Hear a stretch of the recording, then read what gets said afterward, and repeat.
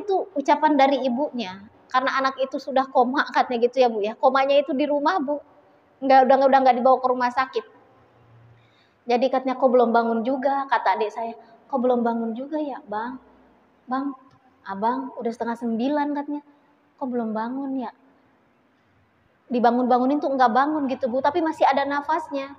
Kata adik saya, ya Allah Bang, udah gitu. Terus akhirnya baru udah dibawa katanya ke rumah sakit jam 10, dibawa ke rumah sakit langsung dikasih pertolongan. Terus enggak melek sama sekali Bu, udah enggak melek sama sekali. Terus tapi ada keluar muntah-muntah, tapi muntahnya tuh udah hijau, udah hitam, kata adik saya. Terus ada buang air gitu, ada buang airnya. Terakhir kata-kata adik saya, ya Allah Bang, ibu ikhlas sampai begitu. Pas udah bilang, kata adik saya, Bang, ibu ikhlas Bang, ibu ikhlas. Itu pasti berat banget ya Bu ya. Seorang ibu bilang, ibu ikhlas Bang, karena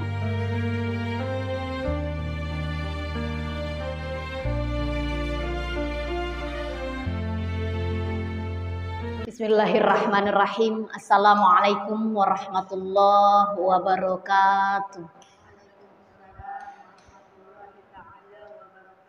Alhamdulillahirabbil alamin. Hamdan syakirin, hamdan na'imin, hamdan yuwafi ni'amahu wa yukafi'u mazidah. Ya Rabbana lakal hamdu wa lakal syukru yanbaghi li jalali wajhikal karim wa 'azimi sultani. Asyhadu an la ilaha illallah wahdahu la syarikalah wa asyhadu anna Muhammadan abduhu wa rasuluhu la nabiyya ba'dah. Allahumma sholli wa sallim ala sayyidina Muhammadin sholatan taj'alna biha min ahlil ilmi zahiran wa batinan wa tahsyuruna bi'ibadikas salihin. Rabbi shrah li sadri wa yassir li amri wahlul 'uqdatam min lisani yafqahu qawli. Subhanaka la ilma lana illa ma 'allamtana innaka antal alimul hakim. Amma ba'd. Alhamdulillah, puji syukur kehadirat Allah Subhanahu wa taala bahwa pada pagi hari ini saya senang sekali bertemu lagi dengan ibu-ibu di sini sekalian. Alhamdulillah dalam sehat nikmatnya Allah Subhanahu wa taala. Apa kabar Umi? Sehat? Alhamdulillah, Bu Lilis, Bu Imas, ibu-ibu semuanya yang cantik-cantik solihah. Ada 2 orang yang ganteng, Mas Bayu, Mas Dwi. Nih, mudah-mudahan Allah berikan kelancaran dalam kuliahnya nih, khususnya yang lagi pada kuliah ya Bu, yang lagi nyari ilmu.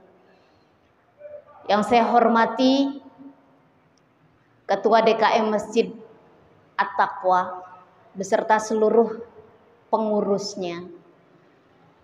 Para guru besar yang mengajar di sini khususnya.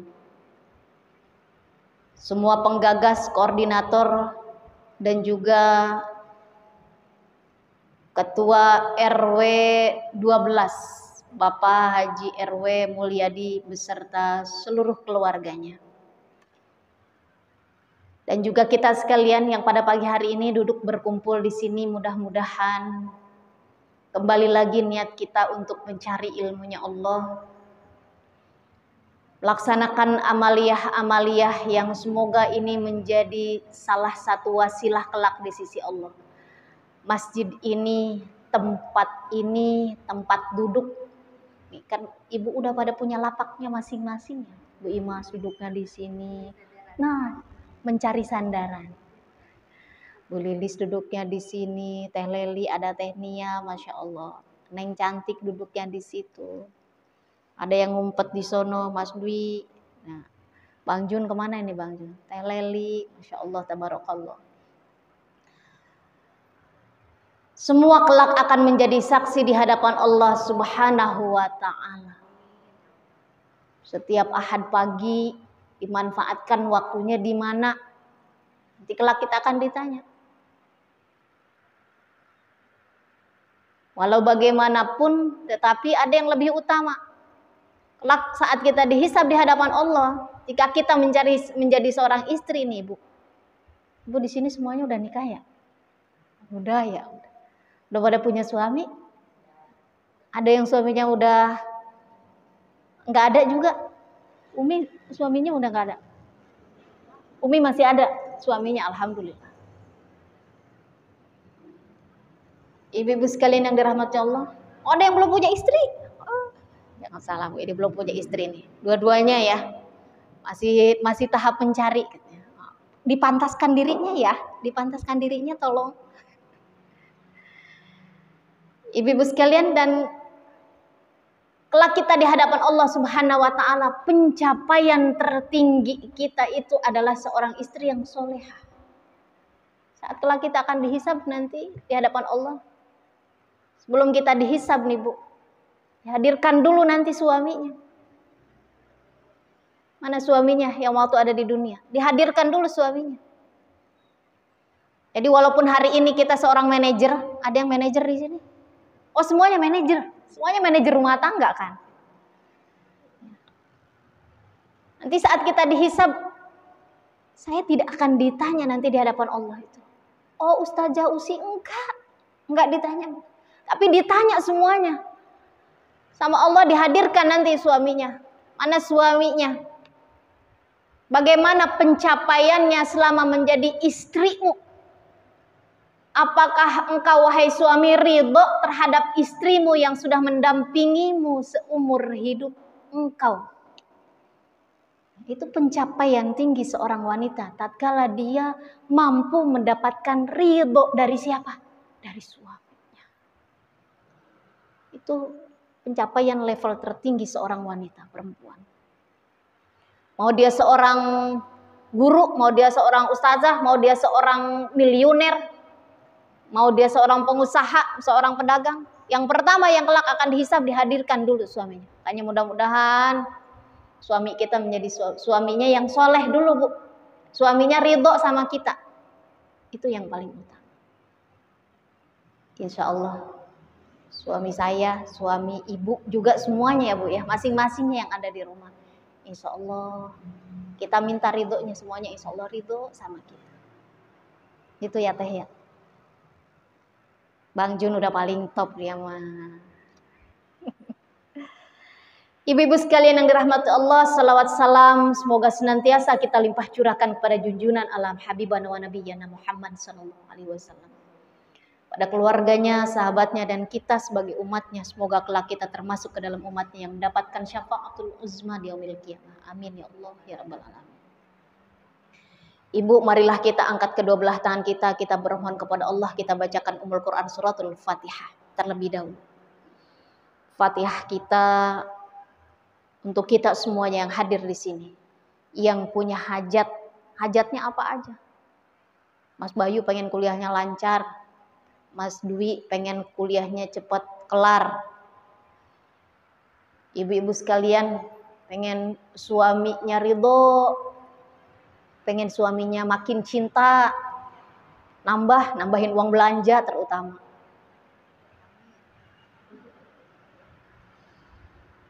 Pengen yang anaknya jadi anak yang soleh, yang solehah.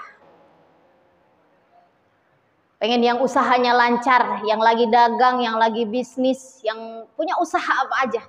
Yang lagi nyari ilmu terutama oleh Allah, mudah-mudahan diberikan kemudahan dalam nyari ilmunya. Dan bukan hanya di situ, ilmunya jadi ilmu yang barokah, ilmu yang manfaat buat dirinya. Membawa keselamatan ilmu itu dunia sampai akhiratnya. Semoga Allah panjangkan umur kita dalam taat, dalam sehat, dalam istiqomah, hidup dalam keindahan, kematian dalam husnul khatimah. Dibangkitkan kelak kita dimaafkan oleh Allah Subhanahu wa taala.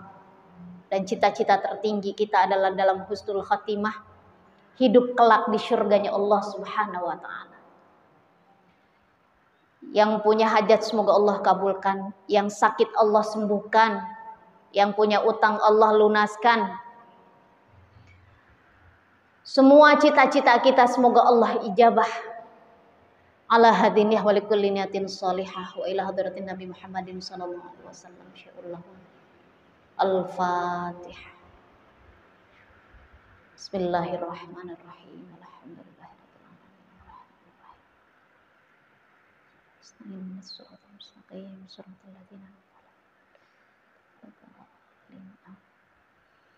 Fatihah kita satu kali lagi Bu, untuk orang tua kita, untuk guru-guru kita yang sudah berpulang ke rahmatullah, wabil khusus untuk keluarga saya yang sudah berpulang ke rahmatullah, kakek nenek saya, orang tua saya, kakak saya yang sudah berpulang ke rahmatullah, para arwah yang sudah mendahului kita dari keluarga besar ibu-ibu, dari seluruh keluarga besar Masjid At-Taqwa. Semoga Allah ampuni semua dosanya yang sudah berpulang ke rahmatullah, yang sudah mendahului kita. Allah luaskan kuburnya, Allah terima semua amal ibadahnya, Allah jadikan kuburnya raudhah min riyadil jannah, ala hadiniyah wa likulli niyatin shalihah. Al-Fatihah. Bismillahirrahmanirrahim. Alhamdulillahi rabbil alamin. Arrahmanir rahim, maliki yaumiddin. Iyyaka na'budu wa iyyaka nasta'in. Ihdinas siratal mustaqim. Suratal ladzina an'amta 'alaihim ghairil maghdubi 'alaihim waladdallin. Amin amin ya Allah rabbal alamin. Istajib doana ya Allah. Bismillahirrahmanirrahim. Ibu-ibu sekalian yang dirahmati Allah, pertemuan kita hari ini tadi dibacakan Asmaul Husna. Selalu mudah-mudahan di setiap pertemuan kita mudawamah membaca Asmaul Husna. Jadi ada pelajarannya di sini bahwasanya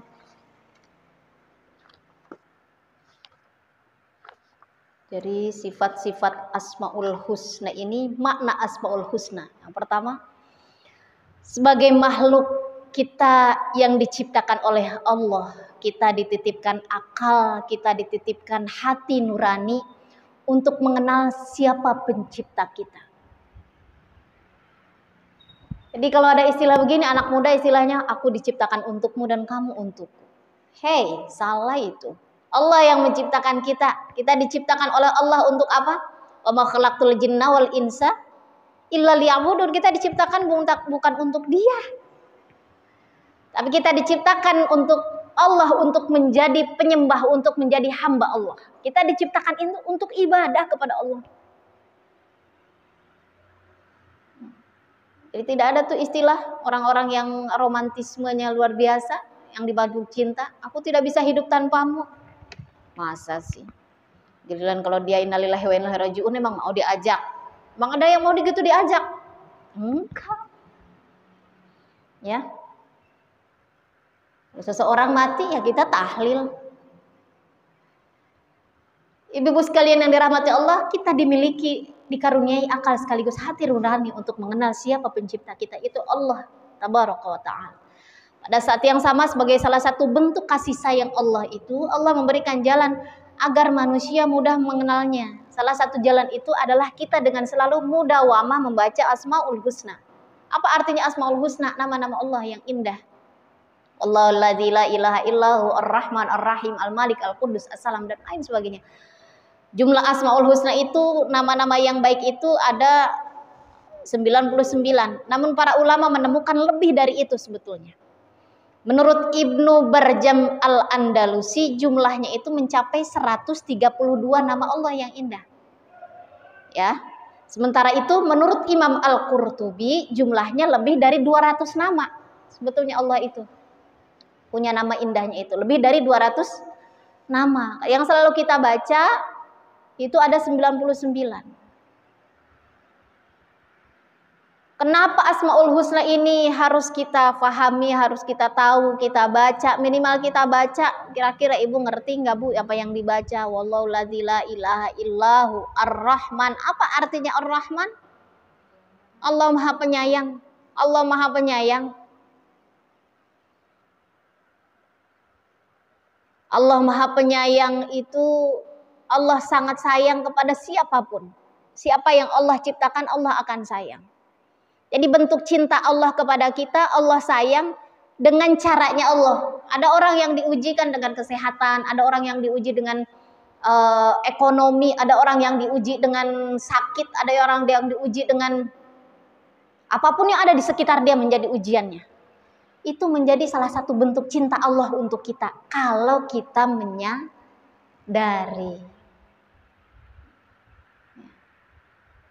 Mempelajari Asmaul Husna itu salah satu upaya mengenal Allah Subhanahu wa taala. Namun cara ini tetap tidak akan dapat mengungkap siapa Allah Subhanahu wa taala sebenarnya. Siapa Allah itu? Imam Al-Junaid berkata, tidak ada yang mengenal Allah secara utuh, tidak ada yang mengenal Allah secara utuh kecuali Allah Subhanahu wa taala yang maha tinggi sendiri. Jadi kalau kita ingin mengenal diri kita ingin mengenal Allah, kita harus mengenal juga diri kita.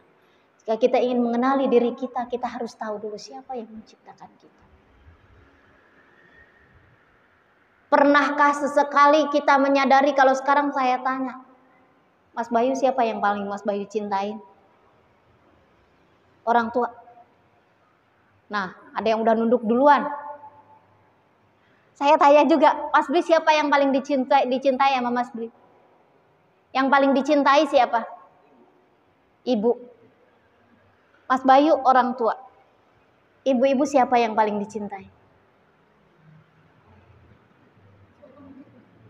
Anak. Pasti akan macam-macam. Yang udah punya anak pasti anak. Anak nomor 1. Karena kalau nanya suami pun begitu, Pak. Siapa yang lebih dicintai, Pak? Anak baru istri. Umi siapa yang paling cinta? Umi paling cinta sama siapa, Mi? Sama suami, sama anak. Bu Lilis paling cintanya sama siapa? Siapa yang paling?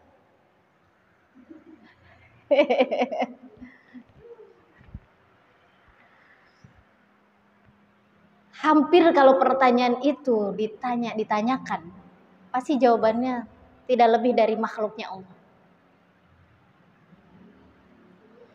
Iya. Padahal yang menciptakan kita itu adalah Allah. Tadi saya sampaikan di An-Nur. Satu ketika ada dialognya Allah dengan Nabi kita Muhammad SAW. Wahai Muhammad, siapa yang menciptakan alam semesta ini? Allah tanya. Apa jawab Nabi Muhammad? Engkau ya Rabb. Lalu siapa yang menciptakanmu? Engkau juga ya Rabb. Engkau milik siapa Muhammad? Aku adalah milikmu ya Allah, kata Nabi Muhammad.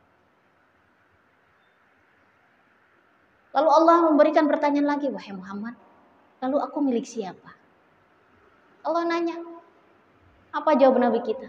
Nabi enggak jawab. Apa jawab Allah? Aku adalah milik orang-orang yang bersolawat kepadamu, wahai kekasihku Muhammad, kata Allah. Jadi Allah itu milik orang-orang yang bersolawat atas nabinya, atas kekasih. Jadi yang paling penting itu siapa? Cinta kita itu untuk siapa?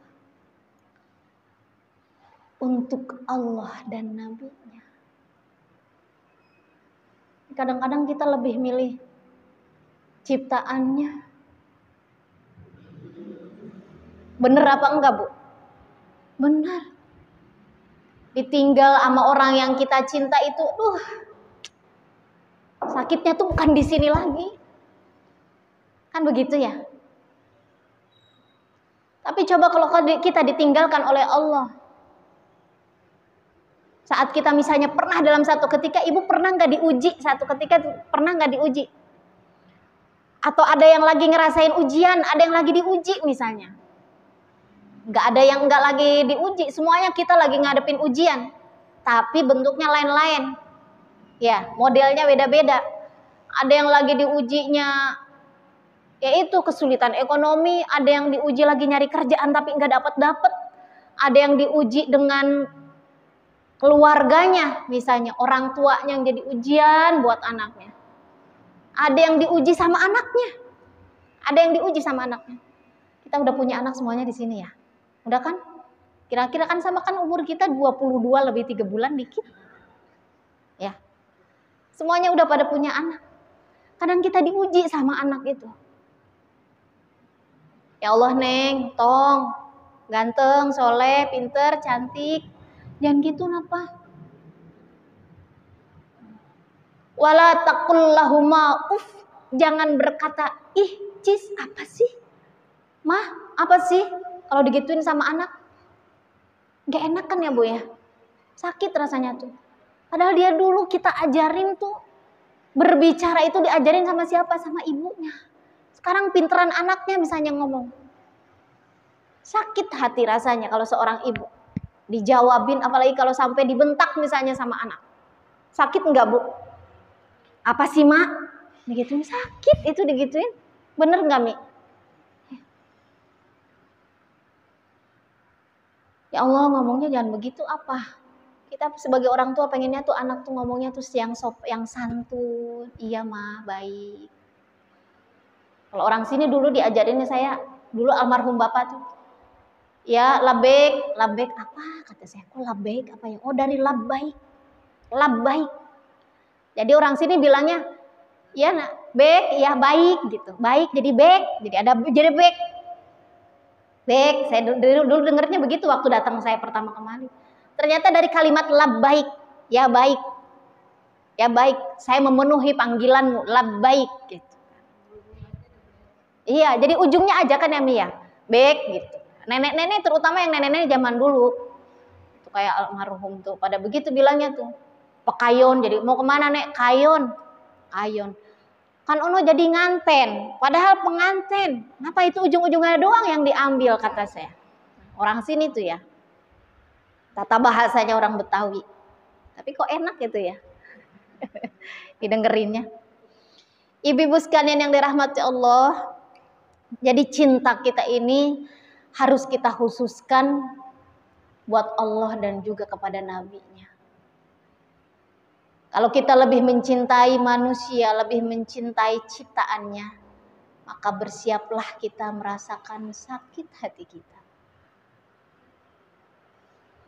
Apalagi kalau cintanya bertepuk sebelah tangan, Bu. Aduh. Begitu ya, Mas?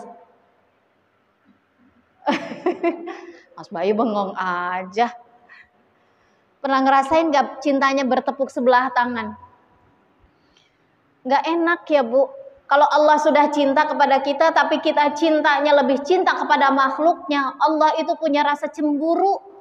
Dari 99 nama Asmaul Husna itu, Allah itu bisa cemburu sama kita. Kecemburuan Allah itu kadang jadi Allah datangkan kepada orang-orang yang kita cintai. Itulah disitulah Allah jadikan ujian. Misalnya kita cinta banget nih sama apa? Sama kesehatan kita. Wah, alhamdulillah saya mah sehat pokoknya. Misalnya begitu. Ini apa saja yang kita cintai nih? Alhamdulillah saya mah kalau kemana-mana, saya keliling dunia saya. Misalnya kata ibu saya nggak ngapa-ngapa tuh. Saya mah nggak gampang masuk angin, nggak apa kayak orang-orang mah. Ih, udah pada jempol banget ya. Payah banget. Misalnya begitu Bu, misalnya. Saya mah enggak. Saya umur 60, alhamdulillah saya berasanya masih 18. Misalnya katanya. Cinta banget sama kesehatannya, mudanya itu. Kadang-kadang Allah uji itu dengan apa yang kita rasakan, kita bangga kenikmatan itu. Kadang-kadang bisa Allah jadikan ujian. Saya punya cerita Bu nih. Ini cerita nyata. Saya punya adik. Adik kandung saya. Saya pernah cerita nggak ya di sini? Tatkala adik kandung saya punya anak perempuan. Yang pertama kakak saya punya anak perempuan. Pas giliran adik saya nih, jadi umi saya baru itu waktu itu punya cucu perempuan. Nih gue perempuan ya. Pengen banget kan punya cucu lelaki. Giliran adik saya yang lelaki punya anak lah. Punya anak. Jadi dari mantu tuh ya umi itu. Satu-satunya adik saya yang lelaki. Punya anak laki-laki tapi jauh. Nah, alhamdulillah adik saya yang perempuan itu yang bidan tinggal di rumah umi. Punyalah dia anak yang pertama laki-laki. Oh, Masya Allah, gantengnya. Putih, ibunya aja karena putih, bening banget. Ayahnya sama begitu, putih, ganteng. Baru punya cucu laki-laki ya Bu ya. Cucu pertama laki-laki itu yang ada di situ itu sayang banget. Saya aja namanya kita sama ponakan sayang banget ya Bu ya. Kayak ke anak sendiri juga. Mana ganteng buat ya Allah, Masya Allah. Wildan namanya Muhammad, almarhum Muhammad Wildan Al-Hakim, udah almarhum sekarang. Itu ganteng, putih, ya Allah sayang kita semuanya. Kakak saya sayang banget, pokoknya udah kayak ke anak sendiri deh. Qadarullah satu ketika pada usia 2 tahun 4 bulan itu anak demam. Anak demam 2-3 hari dibawalah ke atau sampai demam terus mimisan. Ada mimisan kalau nggak salah. Terus kata adik saya, padahal adik saya orang kesehatan Bu, dia seorang bidan adik saya. Kebetulan saya punya saudara semuanya orang kesehatan semua, saya doang Bu. Saya doang yang nggak di bidang kesehatan gitu. Iya. Umi bapak saya guru ya Bu ya, masih mengelola juga pesantren. Ponakan saya itu pas usia 2 tahun 4 bulan demam, sariawan, bukan sariawan, mimisan, dan juga ternyata ada memar-memar. Adik saya padahal orang kebidanan ya, tapi mungkin nggak paham atau belum paham atau nggak kepikiran. Dibawa ke dokter, diperiksa di dokter itu karena sampai antrinya katanya teh, karena pengen ke dokter ke spesialis itu sampai antrinya, diperiksa jam setengah 11 malam. Ya udahlah biarin dah, kebagian jam setengah 11 malam juga katanya. Habisnya kalau nunggu dibesokin lagi, habisnya kayaknya udah demam, udah berapa hari naik turun aja demamnya katanya gitu. Akhirnya malam itu juga Bu, saya asli Tasik, keluarga saya di Tasik ya Bu ya, semuanya keluarga saya di Tasik kecuali kakak ada yang di Bandung. Itu kata adik saya memang di sana tuh kan kota kecil ya Bu lah, katakanlah daerah. Dokter aja maksudnya belum komplit gitu ya, belum lengkap. Waktu itu tahun berapa ya? Saya lupa tahun berapa ya Bu ya. Pokoknya tahun 2010-an lah Bu, masih belasan. Nah itu malam itu diperiksalah keponakan saya. Lalu setelah itu pas kata dokter, apa gejalanya? Demam Dok, ini ada mimisan.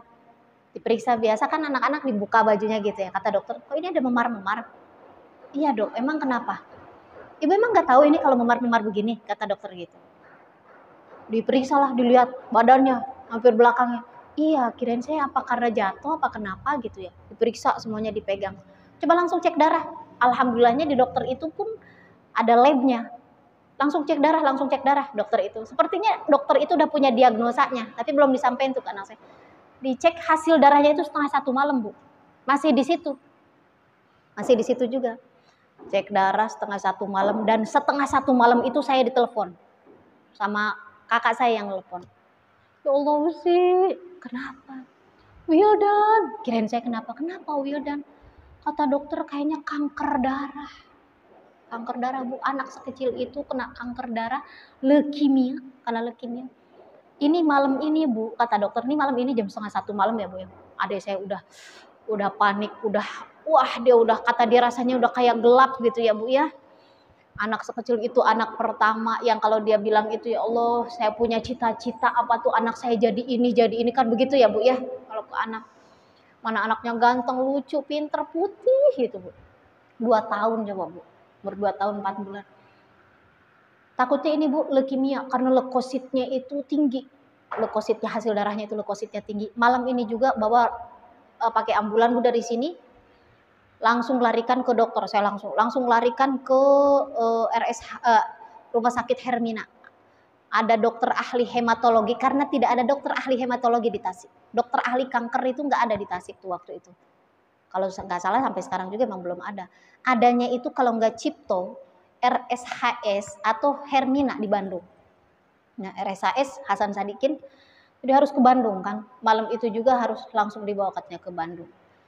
Ya Allah. Dan betul ternyata diagnosa dokter itu. Ponakan saya mengidap kanker darah atau leukemia.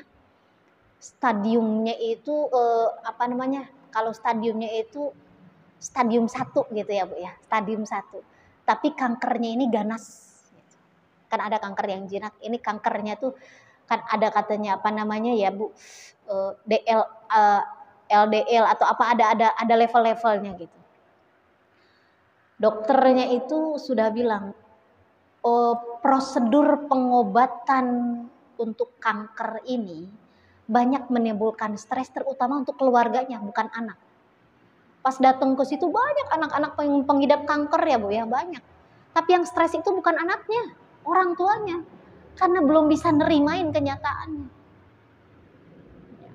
Kadang-kadang Allah kasih ujian tuh seperti itu kepada orang yang kita cinta, yang kita sayang. Lagi itu anak kecil. Jadi ujian itu ternyata buat Allah bukan hanya saja untuk anak itu yang sudah terbaik ya Bu ya. Bukan hanya saja untuk orang tuanya, tapi buat kita semuanya.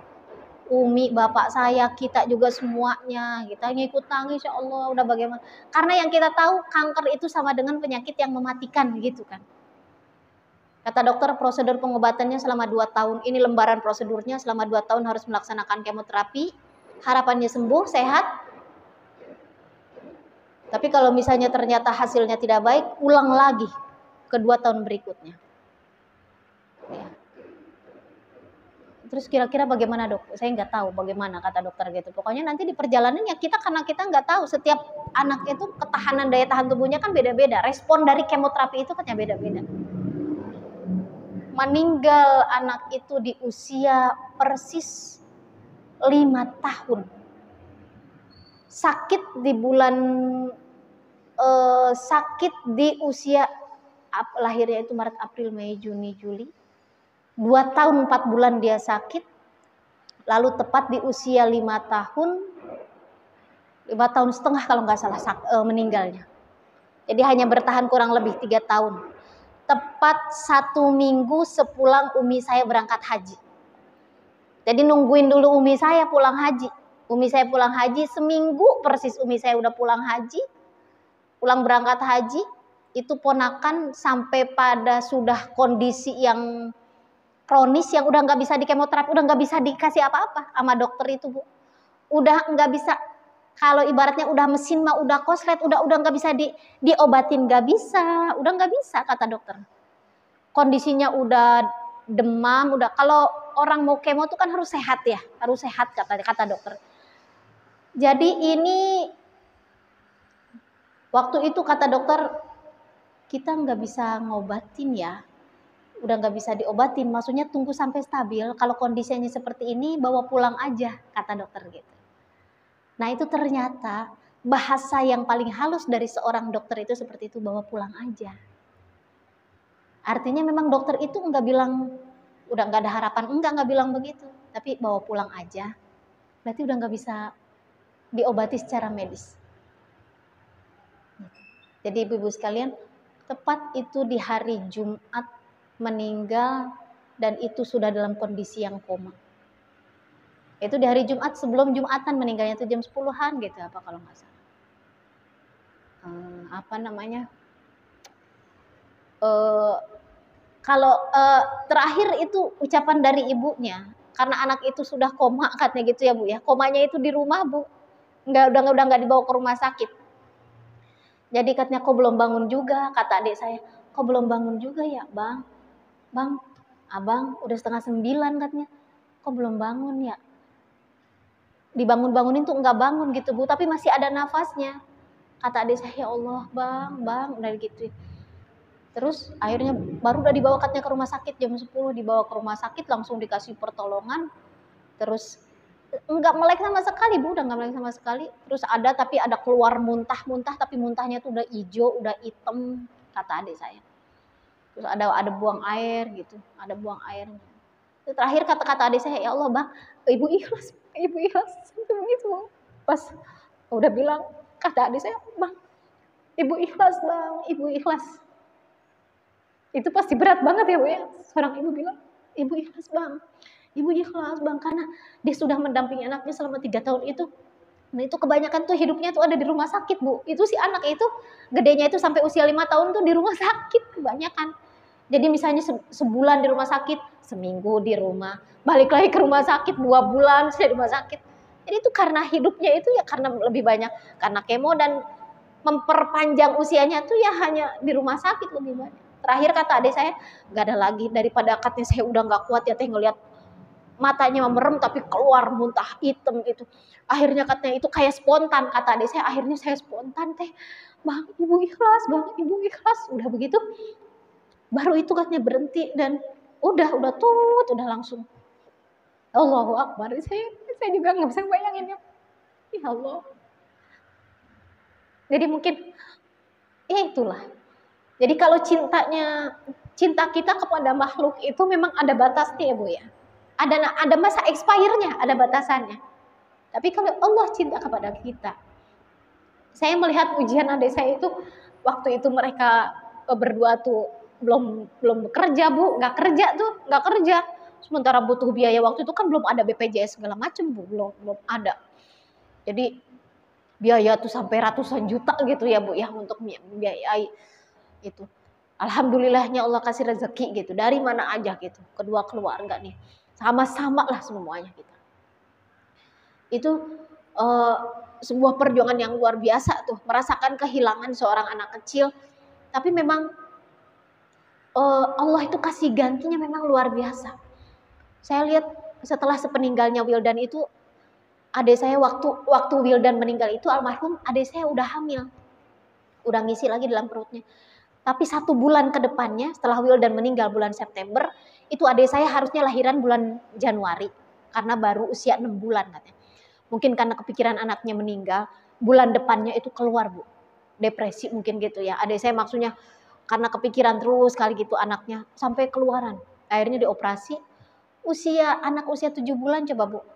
Adiknya almarhum itu lahir dalam kondisi 1 kilo 3 on. Kata umi saya tuh, ya Allah Nadira katanya lahirnya 1 kilo 3 on. Usia belum sampai 7 bulan udah lahir. Anak perempuan. Habis itu Allah kasih lagi anak perempuan lagi.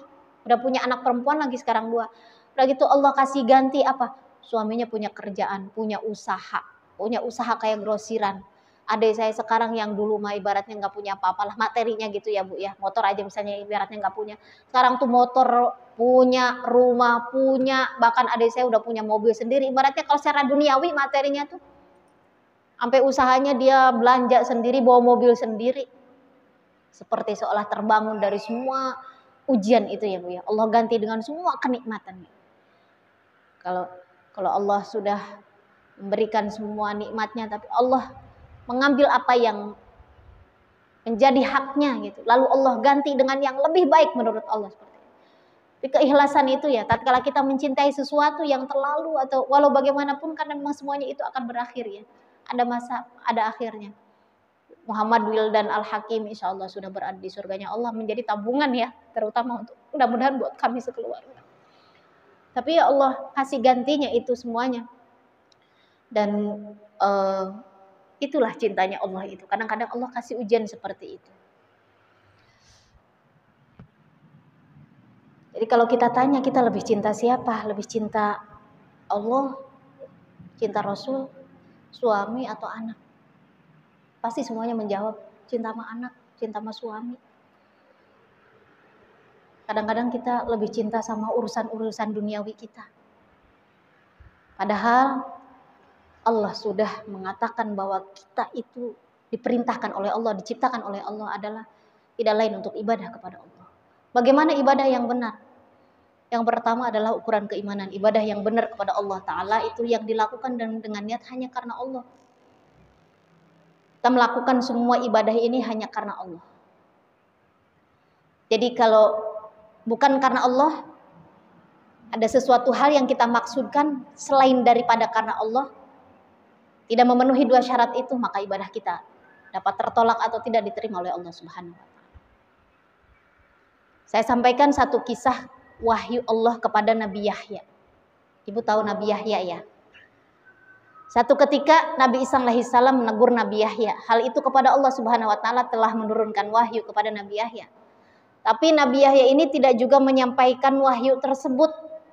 Nabi Yahya diperintahkan oleh Allah, Allah sudah menurunkan wahyu kepada Nabi Yahya, tapi Nabi Yahya tidak menyampaikan wahyu tersebut.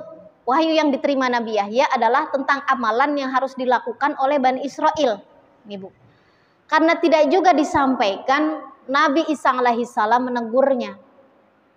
Allah Subhanahu wa Ta'ala telah menurunkan wahyu kepadamu, wahai Yahya. Karena ini satu masa Bu, Nabi Isa sama Nabi Yahya ini satu masa. Mengapa engkau belum sampaikan? Apakah aku yang harus menyampaikan? Kata Nabi Isa gitu. Oh enggak, biar aku saja. Kata Nabi Yahya. Aku takut Allah akan marah dan menghukumku jika aku tidak menyampaikannya. Kemudian Nabi Yahya menyeru dan mengumpulkan seluruh Bani Israel. Kemudian dikumpulkan di dalam Baitul Maqdis. Tempat itu pun penuh sesak. Wahai kaumku, sesungguhnya Allah memerintahkan kita supaya kita tidak menyekutukannya. Orang yang menyekutukan Allah ibarat orang yang membeli seorang budak, kemudian budak tersebut mengkhianati tuannya. Ya. Jadi kalau kita menyekutukan Allah itu menduakan cinta Allah, sama dengan kita mengkhianati Allah. Bagaimana menurut kalian dengan perasaan si tuan? Coba kira-kira bagaimana? Jadi kalau kita bertepuk sebelah tangan, Allah cinta kepada kita, Allah sayang kepada kita, Rasul sayang kepada kita, Rasul khawatir kepada kita, cinta kepada kita. Tapi kita malah begitu mencintai makhluknya. Akankah Allah kecewa? Jangan sampai Allah kecewa kepada kita. Tentunya ini bukan berarti kita tidak sayang, tidak cinta sama keluarga kita. Bukan artinya begitu ya Bu ya. Bukan, karena kita memang harus sayang. Karena di dalam sayang itu, di dalam cinta itu ada rahmatnya Allah. Saya sampaikan, ada salah satu riwayat yang menyampaikan ada satu keluarga nih Bu. Ada kisah dari salah satu riwayat Imam Ibnul Jauzi kalau tidak salah. Ada satu kisah, ada sebuah keluarga tadinya kaya raya Bu. Ada suami, istri dan juga anak-anak perempuan. Qadarullah satu ketika suaminya meninggal. Tinggallah istri ini bersama anak-anak perempuannya. Ibu-ibu sekalian yang dirahmati Allah, ini keluarga ini tersambung nasabnya dengan Nabi Muhammad SAW. Tersambung nasabnya dari Sayyidina Ali bin Abi Thalib. Nah, suaminya ini meninggal, lalu tinggallah istrinya beserta anak-anak perempuannya. Tapi karena suaminya udah nggak ada, itu dia merasakan sebuah ujian menjadi fakir. Fakir itu ekonominya sulit gitu ya Bu ya. Akhirnya karena dia tidak mau, di kampungannya itu ada rasa malu, masa dia mesti minta-minta gitu ya Bu ya. Akhirnya dibawalah semua anak-anaknya ini ke sebuah kota terpencil, ke sebuah daerah yang dinamakan kota Samarkand. Si ibu ini yang punya anak-anak perempuannya ini, yang nasabnya tersambung dengan Sayyidina Ali, datanglah ke sebuah kota itu, sampai saking karena nggak punya uangnya, si ibunya ini menyimpan anak-anaknya, putra-putrinya di masjid. Nggak punya uang, mereka kelaparan gitu kan. Dia mau mencari pertolongan, kira-kira nyari pertolongan kemana? Ini pelajarannya, kita harus sayang. Kalau kita sayang kepada sesama, Allah akan sayang. Ibu-ibu sekalian yang dirahmati Allah, si ibu ini pergilah ke sebuah pasar. Dia tadinya mau cari kerjaan, apa aja kerjaan yang penting halal, yang penting anak-anaknya bisa makan. Lalu dia nyari-nyari kerjaan, siapa orang yang mau ngasih kerjaan, nggak ada. Akhirnya dia melihat ada seorang laki-laki yang lagi dikerubutin. Ada yang lagi dikerubutin. Dia tanya, itu siapa? Itu seorang ulama. Tokoh, katakanlah tokoh masyarakat di situ. Ibu ini langsung berpikir, namanya orang punya ilmu, ulama. Mungkin dia bisa nolong gitu ya, ngasih pekerjaan. Datanglah dia. Wahai Syekh, perkenalkan, saya ini masih ada nasab kekeluargaan dengan Sayyidina Ali, dengan Rasulullah SAW. Dia sudah berharap Syekh itu akan menolong. Lalu apa dijawabnya oleh ulama ini, oleh Syekh ini? Dia mengatakan, apa buktinya engkau bagian dari keluarga Nabi Muhammad SAW? Ditanya apa buktinya? Sama halnya kalau terjadi pada zaman kita nih, kalau kita mau berobat atau mau apa nih, mesti ada rujukan dulu dari RT, RW, apa segala macam, enggak langsung ditolong. Bener apa enggak? Datang ke rumah sakit mana ada surat rujukannya, enggak ada keterangannya apa, ribet. Ribet kalau kata bahasa orang sini tuh. Prosedural banget gitu, Bu. Nah, Syekh ini nanya, apa buktinya nasabmu tersambung kepada Sayyidina Ali, kepada Nabi Muhammad SAW. Engkau minta pertolongan kepadaku. Lalu si ibu ini nggak bisa jawab apa-apa. Kalau orang sekarang tuh ditanya mana KTP-nya gitu ya, mana kakaknya gitu kan. Kayak begitu, kalau orang sekarang tuh mungkin kayak begitu. Si perempuan ini nggak bisa nunjukin apa-apa. Apa yang dia bisa tunjukkan? Syekh, wahai Syekh, anak-anakku kelaparan, dia ada di masjid. Kami butuh pertolongan, saya sudah tidak punya suami. Nah, Syekh ini nggak, lalu dia hanya pergi saja, Bu, ninggalin. Nggak ngasih pertolongan apa-apa sama seorang istri ini. Akhirnya apa yang terjadi? Si ibu ini sedih sekali. Sedih. Lalu tiba-tiba ada dia ngelihat lagi ada seorang laki-laki juga sama yang lagi dikerubutin. Yang lagi disesakin sama orang, dia tanya, itu siapa laki-laki itu? Oh, dia itu seorang majusi, tokoh penyembah berhala. Ya. Kalau sekarang tuh mungkin orang non muslim, orang majusi itu orang Nasrani.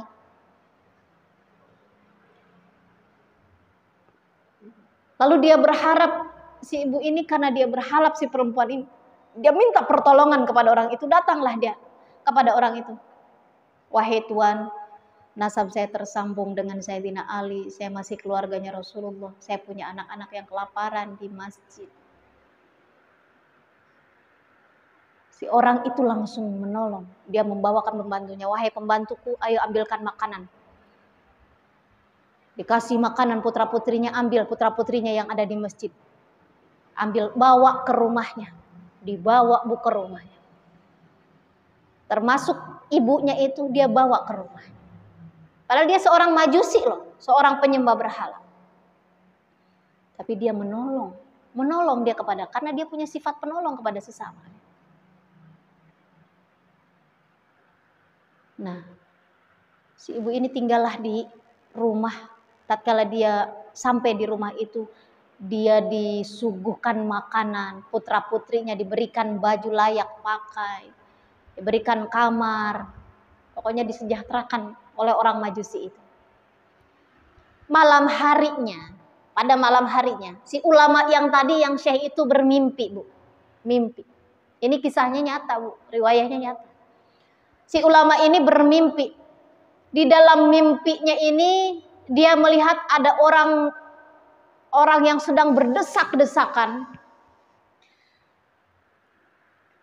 Dia bertanya dalam mimpinya, ada apa orang kok berdesak-desakan? Siapa yang lagi siapa yang lagi dicari ini oleh mereka? Ternyata adalah baginda Nabi besar Muhammad SAW. Yang sedang dipenuhi oleh orang-orang yang berdesakan itu ternyata baginda Nabi besar Muhammad SAW. Ternyata orang yang berdesakan itu sedang meminta syafaat, minta pertolongan kepada Nabi kita. Lalu Syekh itu juga sama, Bu. Dia terburu-buru. Dia masuk ke desakan-desakan orang itu sampai dia ke depan baginda Nabi Muhammad SAW. Begitu sampai di depan Rasulullah SAW, ulama atau Syekh itu mengatakan, wahai Rasulullah, aku adalah orang yang mencintaimu, aku adalah bagian dari umatmu, aku mohon pertolongan kepadamu, aku adalah bagian dari umatmu. Aku cinta kepadamu ya Rasulullah, maka tolonglah hambamu ini. Tolonglah hamba Allah ini, kata Syekh ini, kata ulama ini. Lalu apa jawab Rasulullah? Kata Rasulullah, apa dijawabnya? Apa buktinya engkau adalah bagian dari umatku? Apa buktinya engkau mencintaiku? Kata Rasulullah. Dalam mimpinya. Seketika Syekh itu terbangun, Bu. Dalam mimpinya. Dan dia tuh mengerti. Beliau mengerti apa maksud ucapan dari Rasulullah SAW. Lalu pada pagi harinya, esok harinya, Syekh ini kembali ke pasar. Dia mencari perempuan yang kemarin mengaku sebagai keluarganya Rasulullah. Dia mencari, ditanya kepada masyarakat, dikatakan bahwa perempuan itu sama anak-anaknya sudah berada di tempatnya orang Majusi. Kira-kira apa, Bu, yang terjadi? Kira-kira apa, Bu, endingnya, Bu? Bagaimana kira-kiranya, Bu? Akhirnya saya itu mengetuk pintu rumah orang Majusi, dikatakan, wahai orang Majusi, aku akan memberimu 1000 dinar. Tapi engkau serahkan perempuan yang kemarin itu keluarganya dari baginda Nabi Muhammad SAW dan semua putra-putrinya, putri-putrinya, berikan kepadaku. Kata orang Majusi, tidak, aku tidak akan memberikannya, tidak akan menyerahkannya kepadaku. Kata orang Majusi, dia sudah menjadi bagian dari keluargaku. Dia sudah tinggal di tempatku, kata orang Majusi. Kata saya ini, aku akan memberikan apa yang aku punya, apa yang engkau minta aku akan berikan, asal engkau menyerahkan perempuan itu beserta putri-putrinya kepadaku. Saya ini sambil menangis. Lalu orang Majusi ini, jangan dikira engkau jadi bahasanya begini, aku tahu maksudmu, karena dalam mimpimu itu aku pun mendapatkan mimpi yang sama. Aku tahu maksudmu. Ternyata orang Majusi itu apa? Mendapatkan rahmat dari Allah. Karena apa? Kata orang Majusi ini, tadi malam karena kedatangan perempuan itu beserta putra-putrinya, maka Allah berikan hidayah dan kami semuanya sekeluarga masuk ke dalam Islam. Karena sifat sayangnya orang Majusi, dia enggak mandang-mandang, Bu. Dia enggak mandang apakah itu keturunan baginda Nabi atau bukan. Dia yang penting dia sayang kepada makhluk Allah, di mana kalau kita punya rasa sayang kepada makhluk Allah, maka disitulah rahmat Allah ada. Akan turun rahmat Allah. Jadi ibu-ibu sekalian, bukannya si perempuan tadi masuk ke dalam agamanya Majusi, tetapi ternyata orang Majusi itu sampai mendapatkan atas rahmatnya Allah, mereka mendapatkan hidayah dan mereka semuanya masuk ke dalam agama Islam. Jadi jika kita menyayangi, maka disitulah ada rahmatnya Allah. Sayang kita kepada suami, sayang kepada anak, disitulah memang rahmat Allah ada. Tapi rasa sayang kita kepada keluarga kita, kepada diri kita, jangan mengalahkan rasa cinta kita kepada yang memiliki dan yang menciptakan kita. Kadang-kadang kita, mudah-mudahan kita tidak termasuknya. Kalau sama urusan dunia makalah gitu, jangan sampai seperti itu. Selalu utamakan urusan ibadah kita kepada Allah, jangan sampai kita bermegah-megahan. Kita lebih mendahulukan urusan-urusan dunia, urusan pekerjaan, urusan duniawi, urusan materi. Ibu-ibu sekalian dirahmati Allah, semoga kita tidak termasuk ke dalam golongan orang yang seperti itu. Ya. Jadi sayangilah sesama, sayangilah apa yang sudah Allah titipkan, tapi tidak memprioritaskan atau tidak mengalahkan cinta kita kepada Allah dan juga kepada Rasulullah SAW. Oleh karena itu, momen bulan Maulid ini, kita masih ada di bulan Maulid ini, kita pasti semuanya sudah paham akan kisahnya, kisah Nabi kita Muhammad SAW. Tidak sekedar kita tiru akhlaknya, liutammima fi makarimal akhlak. Bukan hanya saja kita meniru akhlaknya, tapi kita tanya kembali kepada diri kita, sudah sejauh mana sih cinta kita kepada Rasul? Sejauh mana cinta kita kepada Allah? Bukti cinta kita itu kepada Allah itu dengan apa? Kalau Rasul yang sudah Allah jamin surganya, tetapi sehari semalam Rasul kalau sholat sampai bengkak kakinya, apakah kita sudah seperti itu? Bengkak apa enggak tuh kaki kita? Kalau Rasulullah SAW tidak pernah meninggalkan yang namanya zikirnya, mohon ampunnya, minimal istighfar 100 kali dibaca setiap hari. Apakah kita sudah minimal seperti itu? Apakah kita sudah istiqomah minimal 100 kali aja istighfar sehari semalam? Sudah apa belum? Itu dulu aja. Tanya lagi kepada diri kita. Kalau belum, yuk kita mulai. Agar apa? Kelak kita nggak malu minta pertolongan kepada Nabi. Memang kalau yang namanya cinta itu berat ya. Cinta kita kepada Allah, kepada Rasulullah itu jangan pernah kita duakan. Meskipun kita cinta, sayang sama suami, sama cucu mungkin. Bu yang udah punya cucu kadang-kadang sayang banget sama cucu gitu ya. Jangan sampai kita melebihi rasa cinta itu. Walau bagaimanapun semua ini dunia akan ada akhir. Itu barangkali Bu ya, mudah-mudahan ada manfaatnya. Marilah kita tutup jika tidak ada yang bertanya. Tidak ada ya Bu ya. Insyaallah mudah-mudahan sehat-sehat semuanya. Marilah kita tutup dengan sama-sama membacakan surat Al-Asr terlebih dahulu. Bismillahirrahmanirrahim. Wal 'asr innal insana lafi khusr illal ladzina amanu wa 'amilus shalihat wa tawassaw bil haqq wa tawassaw bis sabr. Subhanakallahumma wa bihamdika asyhadu an la ilaha illa anta astaghfiruka wa atubu ilaik. Mohon maaf apabila ada kesalahan, mohon maaf tadi ada anak saya telepon, atau mohon maaf saya sampai terbawa nangis ingat almarhum Wildan. Mudah-mudahan ada pelajaran yang kita petik, mudah-mudahan ada manfaatnya. Wassalamualaikum warahmatullahi wabarakatuh.